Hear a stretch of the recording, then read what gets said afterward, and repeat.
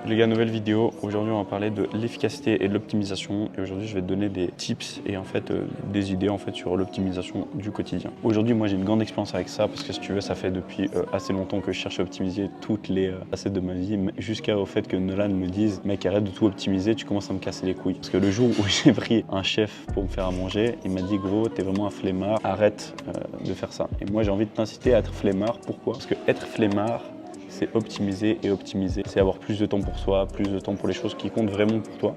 Et en fait, ça va t'aider sur le long terme. Donc voilà, c'est un peu le sujet de la vidéo.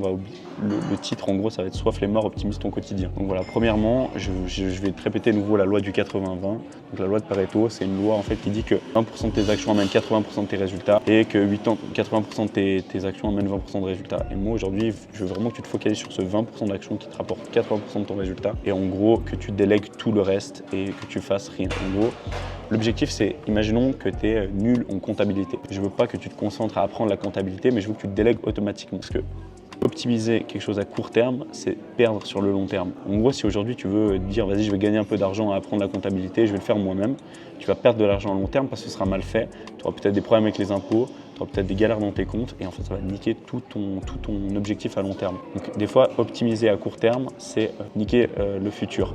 Et je vais te donner un autre exemple, c'est mon pote Dohan qui me l'a donné. En gros, lui, il voulait optimiser ses trajets, en gros. Ses trajets en trottinette et il a commencé à acheter une trottinette pour aller plus vite.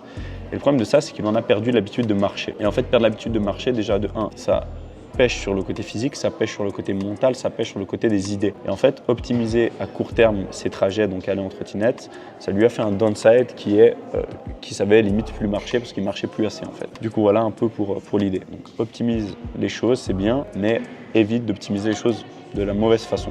Okay? Toute action a un downside. Maintenant, je vais aussi te donner un conseil, c'est investir sur la qualité. Investir sur la qualité, c'est super important parce que tu vois, moi, ça m'est souvent arrivé quand je startais un nouveau truc, j'achetais un peu le minimum. Et en fait, en achetant le minimum, le problème, c'est que tu vas devoir acheter de façon le maximum dans le futur. Parce que je vais te donner un exemple. Moi, j'ai commencé le powerlifting, j'ai acheté une ceinture de deadlift de merde, en gros à 50 balles. Et le problème de ça, c'est que j'ai dû la changer 3 mois après parce qu'elle ne marchait plus. Alors que j'aurais pu acheter la meilleure direct au début, tu vois. Et j'aurais investi sur la qualité, ça m'aurait permis en fait d'avoir directement quelque chose de qualitatif qui tient sur le long terme. Donc moi, je t'incite aussi à investir sur des choses qualitatives dès le début pour que du coup, tu puisses gagner à long terme. Et c'est ça que je veux te dire. Donc, investis sur des choses qualitatives au début et évite d'investir sur des choses qui sont hip au début pour dire vas-y je vais changer à long terme, voir si ça me va. Non, investis direct sur du matos de qualité. Même chose que ce soit pour les ordinateurs, les caméras, tout ça. Investis sur de la qualité parce que ça va te faire gagner à long terme. Okay. Pour être efficace, délègue tout ce qui est inutile. C'est super important de déléguer tout ce qui est inutile. Par exemple, inutile, j'entends pas que c'est inutile, mais j'entends plutôt que c'est pas efficace que tu le fasses toi. Donc en gros, tout ce que tu peux déléguer et qui te fait gagner du temps, fais-le. Par exemple, moi, j'ai délégué le fait de faire à manger parce que ça me saoulait. Je suis nul à faire à manger. Je vais me faire à manger mal. Ça me fait chier de faire les commissions. Ça m'embête de cuisiner. Ça va être horrible. Donc ça va me déjà mettre de mauvaise humeur tous les jours, ça va me faire perdre du temps, ça va me faire perdre de l'argent parce que je vais mal choisir mes plats, je vais mal choisir mes aliments et au final ça va pêcher sur ma santé. Qu'est-ce que je me suis dit? Vas-y, je vais payer un mec qui me fait à manger et il va me faire à manger de la meilleure façon. Ok, à court terme je perds de l'argent, mais à long terme je gagne. Et c'est toujours comme ça que tu dois réfléchir. Ah oui, un autre truc d'optimisation que je voulais parler, c'est utilise ton réseau. Aujourd'hui, tu as un réseau, tu connais des gens. Et ces gens-là peuvent t'apporter de la valeur, mais tu peux aussi gagner de l'argent sur eux. Typiquement, moi je connais beaucoup de gens, tu vois, je connais vraiment beaucoup de gens.